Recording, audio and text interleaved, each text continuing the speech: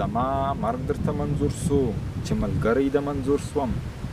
زما مرګ درته منظور سو چې ملګری د منظور سوم پښتانه خپل کسات اخلي په ما خوش ټول پښتانه دي. بسم الله الرحمن الرحیم. سبا د جمعې په ورځ 2 فروری پټه ښار پریس کلب کې د پښتون ژغورنې غورځنګ له اړخه به د شهید ارمان وړي 15 کلن لمانځل کېږي. نو موږ ستاسو د ټولو پښتنو سره دا د ګډون هیله لرو چې تاسو د شهید ارمان وړي د سر شیندلو په خاطر چا چې خپل ژوند د پښتون افغان وطن د جغرافیې د ساتلو دپاره وقف کړی او چا چې خپل ژوند